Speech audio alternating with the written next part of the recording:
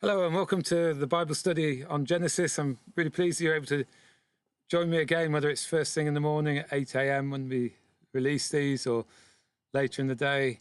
I hope you're all keeping well and enjoying some of the differences in life. I know for myself, I'm looking forward to finally be able to get my hair cut in the next week or so, or maybe in my case, it's my eyebrows cut. Well, this isn't the first take today. I was doing really well partway through, and then I noticed all the cats walking out the house, and we try and keep them in at this time of the year during the day so they don't catch all the birds. So I've just been on a cat chase to rescue those and keep the birds safe. Anyway, we're going to be talking from Genesis. I was thinking, if I'm giving today a title, I'm going to give the title today, We're Made to Stand Out from the Crowd. Now, initially, you might think about that and think, really? Because we get so much teaching in the Bible about being humble and not being proud. And yes, we need to be a people that are humble. But one of the things I realized that many people, pride isn't the issue, confidence is the issue. But if pride is the issue, then you need to address it and come to a place of humility, because the promise of God is that if we humble ourselves under his mighty hand, he will raise us up in due time. But the reality is there is a way that we're made to stand out. And I want to take from the story of Noah and just have a look at how he was made to stand out and how he stood out. Now, I'm going to split Noah and do a couple of sessions on Noah. But this first one, I want to take from before the ark was actually built, because it's very obvious that when he built the ark, he certainly stood out from the crowd. Imagine being Noah at that time. He had this design, he had this plan from God, exactly how to build an ark. He'd never seen an ark before. He'd never witnessed the rains and what was to come. But we're told in Hebrews 11 that, by faith, Noah not just built the ark, but he trusted God for what was to come. And that was the mark of who Noah was. And I want to take this dimension of faith that he lived in before anything happened, before the public stuff happened, before the public view stuff, of building an ark and all that happened there took place. You see, there's some interesting little phrases, and I think we can learn from this, about how we're meant to stand out. And my Bible's not working, so I'm just going to have to do this in memory now.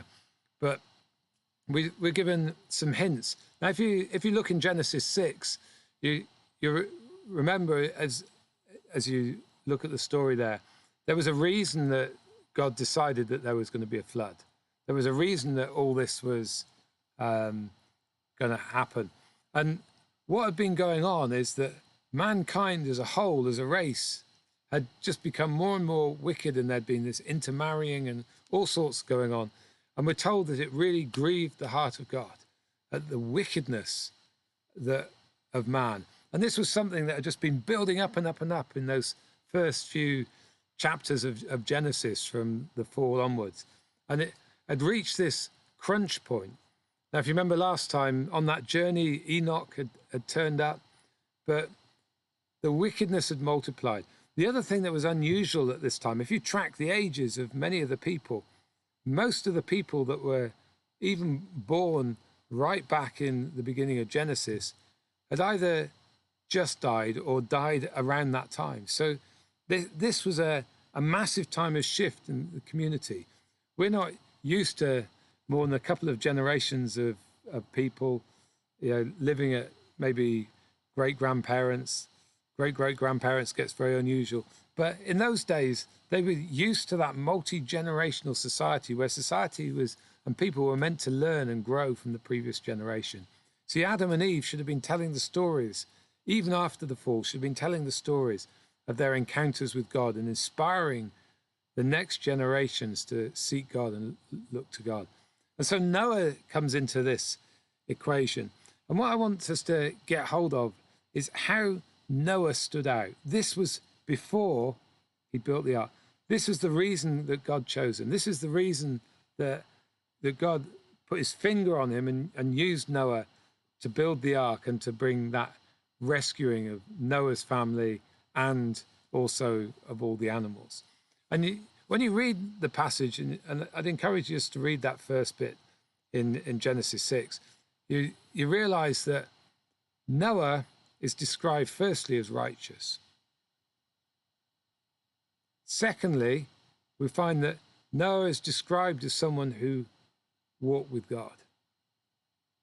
And thirdly, he's described, which fits in with righteousness, but he's described as a man of integrity. A man of a clean heart, of a pure heart. And so you've got these things that are the distinctives of Noah: righteousness, a pure heart, and walking with God. And the things that got Noah noticed, it wasn't that outwardly somehow he was taller than the rest. Saul came into that category later on, didn't he? He stood out because of the external. But there was something about Noah that was his internal walk with God. He walked with God, he was righteous, and he had an integrity. And those things, I think, are the key things for us to get hold of. You see, if we're going to stand out among people, if we're going to stand out from the crowd, we stand out not in heavenly terms because of our actions. Some people, by their actions, they get a name. But we're not looking for a name on earth. We're looking for treasures that are built up in heaven. Just think about that for a moment. You've got a choice, earthly treasure or heavenly treasure. Earthly treasure rusts and gets destroyed. Heavenly treasure is in eternity forever. And if we can grasp that, we can grasp we're not living, just for today, though I think we are made to live life to the full, but we're living for eternity. So there's a treasure that we build up in heaven. And so Noah, what's he doing? By his righteousness, he's getting noticed. For us, by our righteousness, we get noticed in heaven. By righteousness, we get noticed in heaven. I can hear one of the children now shouting behind. I'm not going to do this a third time. By righteousness, we get noticed in heaven. Have a think about that. You see, this is the thing about the kingdom economy. When you look in the New Testament and you look at the kingdom economy, the kingdom economy is often had the highest values placed on those things that we do in secret. You think when Jesus faced the Pharisees and their prayers, and he says, well, everyone knows what they're doing, they've got their reward. But the reward in heaven is for the one that goes and prays in secret. Same for fasting, same for giving. You see, we're not working on an earthly economy. And Noah, he had money, if you like, in his heavenly bank account by his righteousness. And I love the fact it says of Noah as well that he walked with God. Isn't that priceless? Just imagine the day you stand in front of the Father and he's like, this is the mark of who you are. You were a righteous person. You had integrity in all that you did, and you walked with me. I'd be delighted. I'd be like, that is one of my goals in life, is I want to be someone who consistently, day in, day out, walks with the Father. I made a decision when I became a Christian, which is now 30 odd years ago. I didn't want to be someone who walked for a while and then lost my fervor and lost my energy for God and life in God. I want to be someone that grew in energy and life and depth of relationship in God, that on the day I go and be with him, my fire is as great. No, let's change it. My fire is greater than when I started because I know him better. We were talking on Sunday, that song, but the more I know him, the more I love him. The more I know him, the more I love him. I may not have quoted that right, but that's the heart of that. So Noah, he was known as a man that walked with God. How about us? If you want to stand out from the crowd, be known in heaven as someone that walks with God. Be known in heaven as someone with great integrity. be known in heaven as someone with righteousness. And here's the thing, you see, when you walk with God like that, your God is the one that brings the elevation on earth. If he wants you to do something that so impacts that you get known for it, God will do that. He'll sort it out. But God knows that the greatest impact is walking in righteousness, integrity, and walking with him. I've seen it many times where people don't walk with integrity or with righteousness. And the impact around them that they have can be devastating. We don't want to be those people. We're not made to be those people. We're not made to have that sort of impact. We're made to have an impact that goes through the heavens. So Noah, he's marked out by God because of those things. And then suddenly he finds a door opening. He's in the right place to answer the cry of heaven. Heaven needed someone ready to build an ark.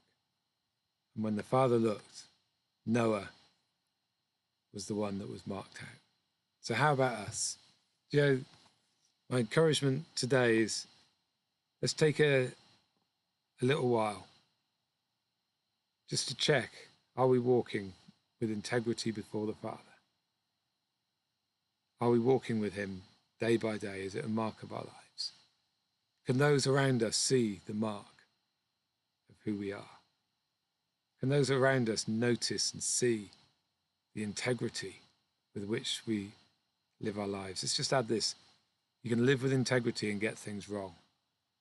But if you're living with integrity, when you make a mistake, you upset someone, you do something you shouldn't have done, integrity says, I just need to put it right. Integrity says, I'm not going to sleep until I put it right. I'm going to phone that person and apologize. I'm going to put it right and straighten the path. So there are a few things to think about today, and I'm going to pick some more things out from Noah next time. Sometimes when I do these recordings, things go really, really smoothly. Today they haven't really gone quite so smoothly, but it doesn't matter. A few noises. The one you didn't see, the cat's escaping, and the previous one which went wrong, and I can't even remember now why that went wrong, but it took 3 takes, but we got there. So anyway, I hope you have a great day and look forward to you joining me for the next talk, which is on Thursday. Bless you. Bye for now.